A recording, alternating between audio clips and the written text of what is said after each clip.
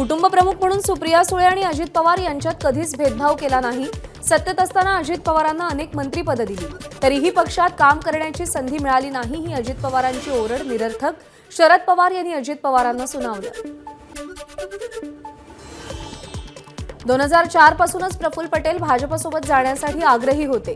एका वृत्तपत्राला दिलेल्या मुलाखतीत शरद पवारांचं वक्तव्य। प्रत्यक्ष मतदानाची प्रक्रिया सुरू झाल्यावर जनमानस विरोधात जात असल्याची जाणीव भाजपला झाली। त्यामुळेच मोदींनी विखारी, धार्मिक, वैयक्तिक पातळीवर प्रचार आणि हल्ले सुरू केले। मोदींच्या नकली संतान आणि भटकता आत्मा वक्तव्यावरून शरद पवारांचा निशाणा। राष्ट्रवादी आणि शिवसेनेचे नेते भाजपसोबत गेले असले तरी सामान्य कार्यकर्ते मूळ पक्षासोबतच। एका वृत्तपत्राला दिलेल्या मुलाखतीमध्ये शरद पवार यांचा दावा। पृथ्वीराज चव्हाण आणि उद्धव ठाकरे यांना मुख्यमंत्री पदाचा कोणता अनुभव होता? शरद पवारांच्या वक्तव्यानंतर अमोल मिटकरींचा सवाल। 2004 मध्ये मुख्यमंत्री पदासाठी पक्षाकडे अनुभवी चेहरा नव्हता, असं शरद पवार यांनी म्हटलं होतं। काँग्रेस पक्ष फुटला तेव्हा पवारांसोबत न जाता पक्षात राहिल्यास मुख्यमंत्रीपद देऊ असं काँग्रेस नेत्यांनी म्हटलं होतं। मात्र आपण पवारांसोबत राहणार असल्याचं सांगितलं। मंत्री छगन भुजबळ यांची माहिती। उपमुख्यमंत्री अजित पवार आज बारामती दौऱ्यावर, विविध विकास कामांची अजित पवारांकडून पाहणी। मुख्यमंत्रीपदी एकनाथ शिंदे नको ही 2019च्या आधी भाजपची ही भूमिका होती। संजय राऊत यांचा मोठा दावा। महाविकास आघाडी बनत असताना अजित पवार, तटकरे, वळसेंनी देखील विरोध केला। राऊतांचं वक्तव्य। 2019 मध्ये महाविकास आघाडीत एकनाथ शिंदे कुणालाच नको होते। पैसा फेको तमाशा देखो ही शिंदेंच्या कामाची पद्धत। खासदार संजय राऊतांचा एकनाथ शिंदेंवर निशाणा। उद्धव ठाकरेंना मुख्यमंत्री करण्यासाठी संजय राऊतांचा मोठा विरोध होता। मुख्यमंत्री म्हणून आपलं नाव चालवावं असं शरद पवारांना राऊतांनी सांगितलं। नितेश राणेंचं वक्तव्य। पंतप्रधान मोदी, अमित शहा आणि योगी आदित्यनाथ यांनी महाराष्ट्रामध्ये अनेक सभा घेतल्या, मात्र त्याचा काहीही परिणाम झाला नाही। जनतेचा कौल महाविकास आघाडीच्या बाजूने असल्याचं 4 जूनला निकालातून स्पष्ट होईल। नाना पटोलेंचं वक्तव्य। निवडून आल्यानंतर कांद्याचा प्रश्न पंतप्रधानांकडून सोडवून घेईन, दिंडोरी लोकसभेच्या उमेदवार भारती पवार यांचं वक्तव्य। तर उद्या सर्वांनी देशहितासाठी मतदान करावं, भारती पवार यांचं आवाहन। दक्षिण मध्य मुंबई लोकसभा मतदारसंघातील महायुतीचे उमेदवार राहुल शेवाळे यांनी महादेव मंदिरामध्ये दर्शन घेतलं। यावेळी प्रतिस्पर्धी उमेदवार अनिल देसाईंना शुभेच्छा देत लोकशाहीच्या उत्सवात सहभागी होण्यासाठी शेवाळेंनी मतदारांना आवाहन केलंय। लोकशाही सुदृढ करण्यासाठी मतदारांनी मोठ्या प्रमाणावर उद्या मतदान करावं, मुंबई उत्तर मध्य लोकसभेचे महायुतीचे उमेदवार उज्ज्वल निकम यांचं मतदारांना आवाहन। मुंबईमध्ये 6 जागांसाठी उद्या मतदान। दक्षिण मुंबईमध्ये होणाऱ्या मतदानासाठी मुंबईमध्ये 2520 मतदान केंद्र। या पार्श्वभूमीवर निवडणूक अधिकाऱ्यांना मतपेटी आणि साहित्याचं वाटप। 5व्या टप्प्यातील मतदानासाठी उद्या मतदान। दादरमध्ये सर्व मतदान केंद्रांवर ईव्हीएम वाटप सुरू। मुंबईतील 6 लोकसभा मतदारसंघांसाठी उद्या मतदान। धारावीमधील बस डेपोमधून ईव्हीएम वाटप सुरू। मुंबईच्या उत्तर पश्चिम मतदारसंघात उद्याच्या मतदान प्रक्रियेची तयारी सुरू। 17,50,000हून अधिक मतदार बजावणार मतदानाचा हक्क। उत्तर पश्चिममध्ये रवींद्र वायकर विरुद्ध अमोल कीर्तीकर आणि अपक्ष उमेदवारांमध्ये लढत। मुंबई उपनगर जिल्ह्यातील 4 लोकसभा मतदारसंघात 74 लाख मतदार मतदानाचा हक्क बजावणार। याच पार्श्वभूमीवर वांद्र्यामध्ये साहित्याचं वाटप। उत्तर मुंबई मतदारसंघात उद्या होणाऱ्या मतदानाची तयारी अंतिम टप्प्यात। 30 संवेदनशील मतदान केंद्रांवर पोलिसांची अधिक कुमक तैनात।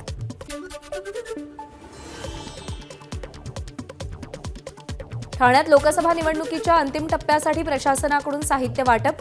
15,000हून अधिक पोलिसांची ठाणे भिवंडी कल्याणवर नजर। मुंबईतल्या विक्रोळीतील गोदरेज कंपाऊंडमध्ये मतदानाची तयारी सुरू। मुंबई उत्तर पूर्व लोकसभा मतदारसंघासाठी प्रशासनाकडून साहित्याचं वाटप। भिवंडीमध्ये 5व्या टप्प्यातील मतदानासाठी प्रशासन सज्ज, कर्मचाऱ्यांना मतपेटीचं वाटप। तर मतदान प्रक्रिया सुरळीत पार पडावी यासाठी पोलिसांचा चोख बंदोबस्त। कल्याण लोकसभा मतदारसंघासाठी उद्या मतदान। पोलीस यंत्रणेसह एसआरपीएफ, होमगार्ड अशा एकूण 3000 पोलीस अधिकारी आणि कर्मचारी तैनात। नवी मुंबईमध्ये एकूण 146 मतदान केंद्रांवर उद्या मतदान। ऐरोली आणि बेलापूर मतदारसंघात निवडणूक साहित्याचं वाटप, तर मोठा पोलीस बंदोबस्तही तैनात। उद्या होणाऱ्या मतदानासाठी पालघर जिल्हा प्रशासन सज्ज. पालघर लोकसभेसाठी 21,48,850 मतदार मतदानाचा हक्क बजावणार. त्यासाठी 2,270 मतदान केंद्रांवर सुमारे 13,000 अधिकारी आणि कर्मचारी तैनात. धुळे लोकसभा मतदारसंघातील 1,704 मतदान केंद्रांवर मतदानाची प्रक्रिया पार पडणार. मतदानासाठी प्रशासन सज्ज. 5व्या टप्प्यातील मतदानासाठी नाशिक शहरातील मतदान केंद्रावर 400 अधिकाऱ्यांसह 3,000 पोलिसांचा कडेकोट बंदोबस्त. नाशिक पोलिसांना मध्य प्रदेश पोलिसांची साथ मिळणार.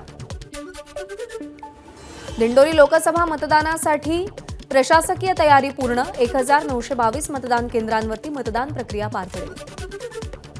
5व्या टप्प्यातील मतदानासाठी एसटीच्या 1,161 तर बेस्टच्या 629 बसेस धावणार. कर्मचाऱ्यांचे ने-आण. दिव्यांग मतदारांसाठी बेस्ट बसेस उपलब्ध. लोकसभा निवडणुकीच्या पार्श्वभूमीवर सटाणा पोलिसांचा रूट मार्च. शांतता आणि सुव्यवस्था कायम राहावी यासाठी पोलिसांचा रूट मार्च. सांगलीचा खासदार कोण होणार यावर पैज लावलेल्या दोघांवर गुन्हा दाखल. सांगलीमध्ये अपक्ष उमेदवार विशाल पाटील आणि भाजपचे उमेदवार संजय काका पाटील यांच्या कार्यकर्त्यांमध्ये विजयावरून पैज लागली होती.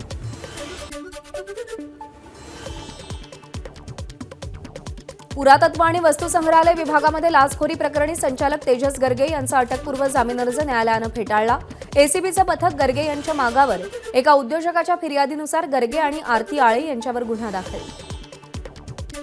निकोबार बेट आणि दक्षिण अंदमानच्या समुद्रात मान्सून दाखल. गेल्या 24 तासात निकोबार बेटांवर मोठ्या प्रमाणावर पाऊस, तर 31 मे रोजी केरळात मान्सून दाखल होण्याचा अंदाज. महाराष्ट्राची चेरापुंजी म्हणून ओळख असलेल्या आंबोली घाटात ढगांची चादर. नयनरम्य दृश्य पाहून घाटातून ये-जा करणारे पर्यटक आणि नागरिकांना भुरळ. मुंबई पोलिसांच्या नियंत्रण कक्षाला पुन्हा एकदा धमकीचा फोन. अज्ञात व्यक्तीकडून एक रेस्टॉरंट उडवणार असल्याची धमकी. फोन करणारी व्यक्ती बेस्ट बस 351 न प्रवास करत होती. मुंबई विमानतळावरील प्रवाशांच्या संख्येत 9% वाढ. एप्रिल महिन्यात 43,60,000 प्रवाशांनी प्रवास केला.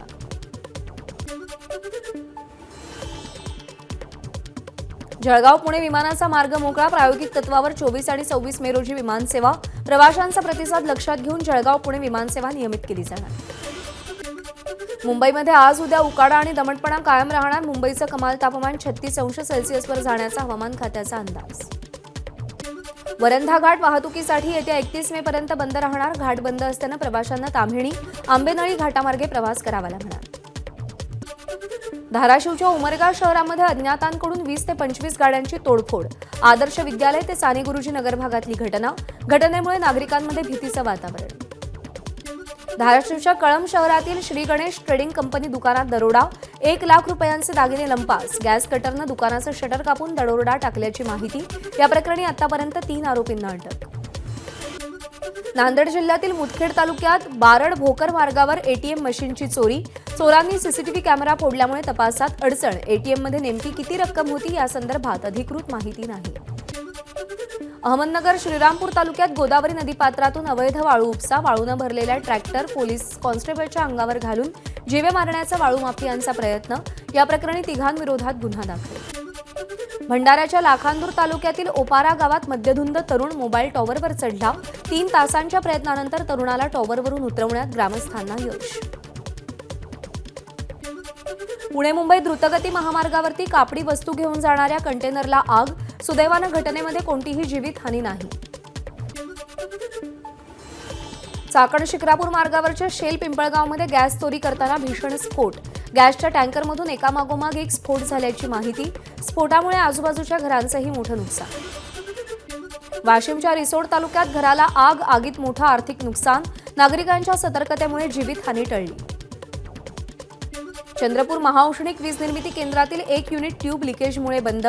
वीज निर्मितीमध्ये 400 मेगावॅटची तूट. आज संध्याकाळपर्यंत चंद्रपूरचं युनिट पुन्हा कार्यरत होण्याची शक्यता. भंडाऱ्यामध्ये 152 आधारभूत धान खरेदी केंद्रांना परवानगी. गोडाऊन हाऊसफुल असल्यानं धान साठवणुकीचा प्रश्न अजूनही कायम. सिंधुदुर्गाच्या पाळये गावामध्ये जंगली हत्तीच्या कळपाकडून माड, बागायत आणि केळी पिकांची नासधूस. वनविभाग बघ्याची भूमिका घेत असल्यानं शेतकरी आणि ग्रामस्थांमध्ये रोष. चिपळूणमधील सह्याद्री भागामध्ये अवकाळी पावसाचा कहर. मे महिन्यात ओढे प्रवाहित, तर अडरे अनारी भागात ढगफुटी सदृश पावसामुळे पाणीच पाणी. सिंधुदुर्गात काल झालेल्या वादळी वाऱ्यासह अवकाळी पावसामुळे घावनळे गावातील अनेक झाडं कोसळली. आंबा काजूची झाडं सोसाट्याच्या वाऱ्यानं उन्मळून पडल्यानं शेतकऱ्यांचं मोठं नुकसान. काल शेगाव आणि संग्रामपूर तालुक्यात झालेल्या अवकाळी पावसामुळे अनेक मार्गांवरची झाडं कोसळली, यामुळे अनेक रस्ते बंद, तर गेल्या 16 तासांपासून विद्युत पुरवठा खंडित असल्यानं नागरिकांचेही हाल. हिंगोली शहरालगत असलेल्या अंधारवाडी गावात पाण्याच्या टँकरनं पाणी विहिरीमध्ये सोडलं जात असल्याचं चित्र. याच विहिरीवरून पाणी नेण्यासाठी गावातील महिलांची झुंबड. अकोल्याच्या अकोट शहरामध्ये बिबट्याचा मुक्त संचार. बिबट्या सीसीटीव्हीमध्ये कैद. वनविभाग याकडे जाणीवपूर्वक दुर्लक्ष करत असल्याचा नागरिकांचा आरोप.